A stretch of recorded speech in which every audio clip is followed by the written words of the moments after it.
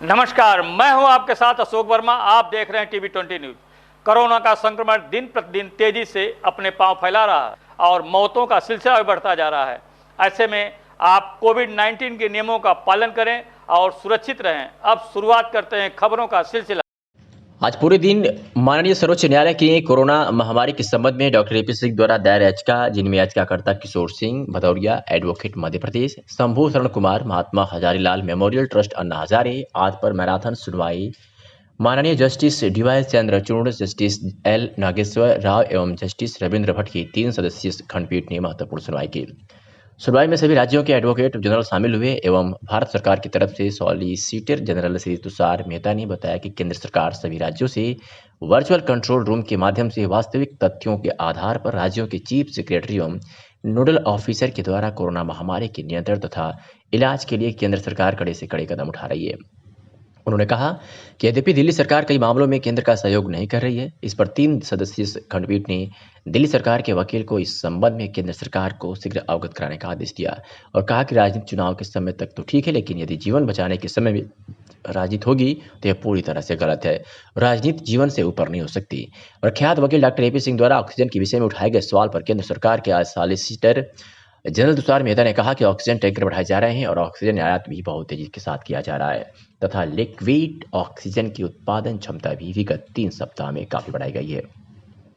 दिल्ली तथा मध्य प्रदेश राज्य के संबंध के डॉक्टर एपी सिंह की याचिका का जवाब देते हुए कहा कि यद्यपि दिल्ली और मध्य प्रदेश राज्य में ऑक्सीजन का उत्पादन नहीं है, इसलिए स्टील उत्पादक संयंत्र इन राज्यों को ऑक्सीजन दे रहे हैं।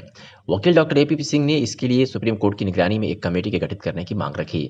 याचिकाकर्ताओं के वकील डॉक्टर एपी सिंह ने उत्तर प्रदेश पंचायत चुनाव में 600 से अधिक शिक्षकों की चुनाव ड्यूटी के बाद कोरोना से मौत के लिए साफ तौर पर चुनाव आयोग को जिम्मेदार ठहराया और उन्होंने कहा कि इन शिक्षकों की मौत पर उचित मुआवजा तथा आश्रितों को सरकारी नौकरी दी जाए। साथ ही आपको बताते चले कि सर्वोच्च न्यायालय ने दवाओं की अलग अलग कीमतों पर नाराजगी जाहिर की तथा सोशल मीडिया के माध्यम से आपसे में लोगों द्वारा मदद मांगे जाने पर कुछ राज्यों की पुलिस द्वारा कार्रवाई किए जाने पर राज्यों की पुलिस महानिदेशकों को सख्त हिदायत दी। माननीय सर्वोच्च न्यायालय ने विभिन्न राज्यों की उच्च न्यायालय द्वारा महामारी से निपटने के लिए निकाले जा रहे उपायों की प्रशंसा भी की। मामले की अगली सुनवाई 10 मई को होगी और मामले में कल आदेश आएगा। क्या कुछ कहा डॉक्टर एपी सिंह ने, आपको सुनवाते हैं।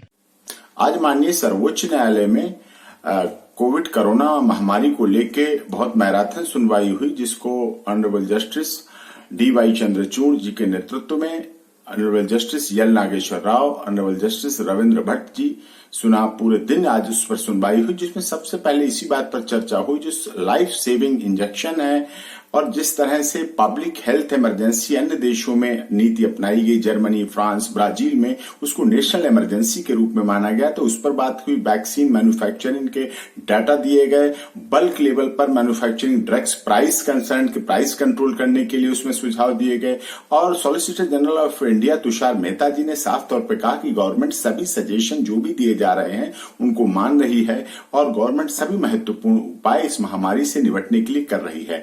और अन्य हाईकोर्ट भी इस पर सुनवाई कर रही हैं, उनकी सुनवाई है, वो भी उस पर अच्छे सुझाव दे रही हैं।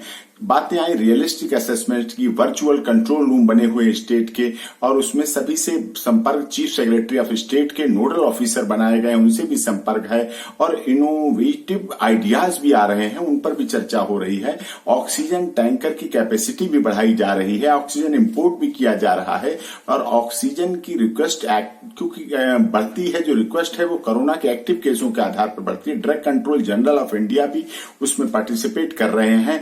लिक्विड ऑक्सीजन को 5 से 10% तक बढ़ाई गई, इन्हांस किया, प्रोडक्शन कैपेसिटी बढ़ाई गई है और विगत दिनों में जो केस बढ़े हैं उस पर स्टील मैन्युफैक्चरर्स कंपनियों ने भी उनको दिया है, इंडस्ट्रियल ऑक्सीजन भी इसमें मिली है और दिल्ली सरकार को इस बात पर भी थोड़ी आलोचना भी की ऑनरेबल अदालत ने कि इसको राजनीति के लिए मुद्दा बनाया। जीवन राजनीति से ऊपर है, राजनीति चुनाव के समय के लिए होती है। इस समय राज्यों से अनुरोध किया गया कि वो सरकार से, केंद्र सरकार से संबंध अच्छे बनाएं और सॉलिसिटर जनरल और चीफ सेक्रेटरी के द्वारा उस पर बात करें, मिलें, उस पर जवाब दें, चर्चा करें। राजनीति से ऊपर का मामला है, ये जीवन बचाने का मामला है, क्योंकि बहुत से राज्य जैसे मध्य प्रदेश है, दिल्ली है, वो ऑक्सीजन बनाते नहीं है, तो उन पर भी चर्चा की। वो दूसरी जगह से लेते हैं, उत्तराखंड भी ऐसे हैं, इस तरह से उनको लेने के लिए चाहिए तो उसमें देने के लिए होता है और उसमें दिया जाए। हमने ये भी मुद्दा उठाया मैंने अपनी आर्गुमेंट में कि 600 से ज्यादा जो चुनाव की ड्यूटी पे टीचर्स लगे हुए थे उत्तर प्रदेश में, उनकी मौतें हो गई हैं, 600 मौतें हो गई हैं जो चुनाव में लगे हुए।